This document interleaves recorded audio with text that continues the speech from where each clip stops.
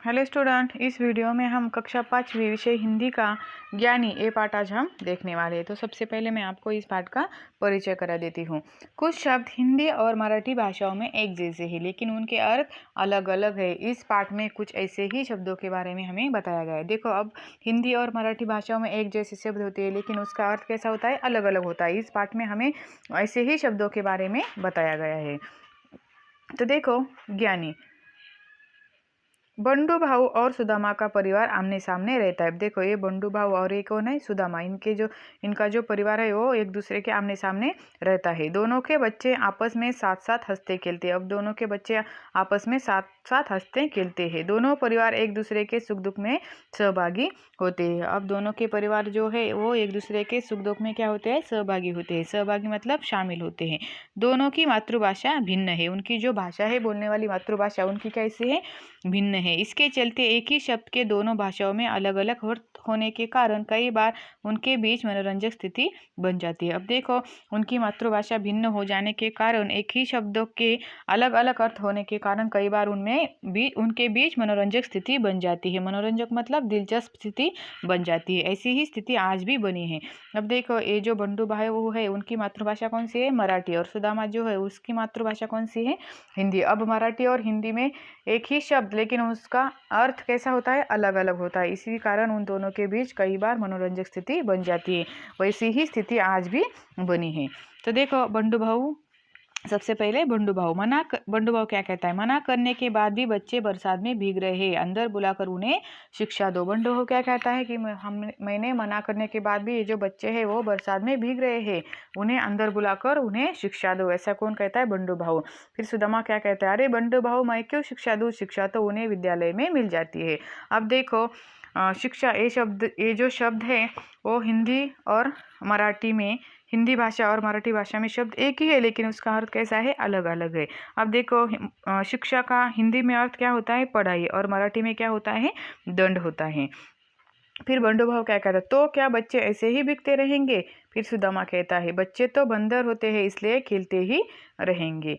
बंडू भाव, लेकिन जब आसपास कहीं समुद्र नहीं है तो बच्चे बंदर पर कैसे जाएंगे।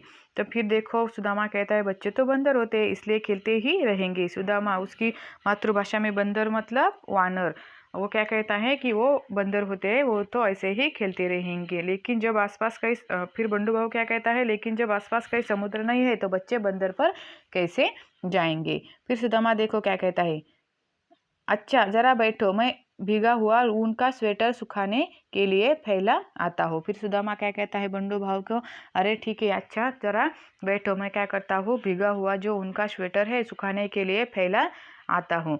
उसका जो स्वेटर था ना उनका, वो सुखाने के लिए मैं फैला आता हूँ, ऐसा वो बंडू भाव को कहता है। तो फिर देखो, बंडू भाव क्या कहता है, तुम ऊन के स्वेटर को ऊन में कैसे सुखा सकते हो। अब देखो, यहाँ पर ऊन ये शब्द आया है। अब ऊन मतलब इसका एक ही शब्द है, लेकिन उसका जो अर्थ है वो अलग अलग है। अब देखो, ऊन का हिंदी में अर्थ क्या होता है, ऊन जो धागा होता है ना ऊन का, वो। और मराठी में इसका अर्थ क्या होता है, धूप होता है। इसलिए बंडू भाव क्या कहता है कि ऊन को ऊन में ही क्यों कैसे सुखा सकते हो। तो फिर देखो, सुदामा क्या कहता है, अच्छा यह सब छोड़ो, बेटी को खत भेजा कि नहीं। बंडू भाव क्या कहता है, फिर देखो, अरे सुदामा, खत तो खेत में डालते हैं, बेटी को क्यों भेजूं।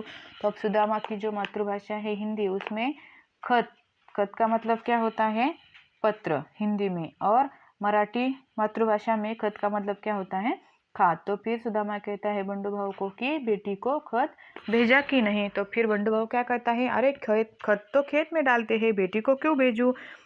अब देखो, यदि वे दोनों हिंदी और मराठी भाषाएं समझते तो शायद यह स्थिति नहीं बनती। अब देखो, बंडू भाऊ को हिंदी भाषा समझ में आती और सुदामा को मराठी भाषाएं समझते, दोनों एक दूसरे की भाषा समझते, तो वो शायद यह स्थिति उनमें नहीं बनती। इसलिए कहते हैं कि जो जितनी अधिक भाषाएं सीखता है उसका ज्ञान उतना ही बढ़ता है। इसलिए क्या कहते हैं कि जो जितनी अधिक भाषाएं सीखता है उसका ज्ञान उतना ही बढ़ता है और वो क्या कहलाता है, ज्ञानी कहलाता है।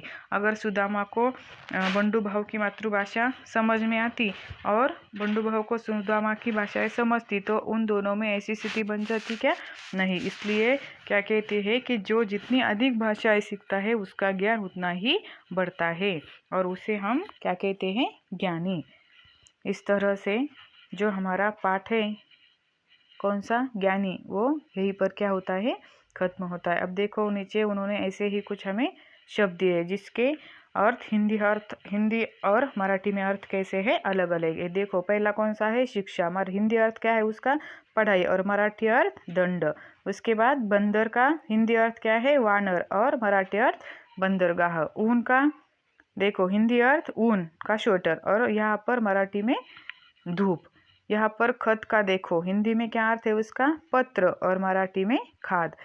घास, अब देखो यहाँ पर घास जो शब्द है उसका हिंदी में क्या अर्थ होता है, घास, और मराठी में निवाला।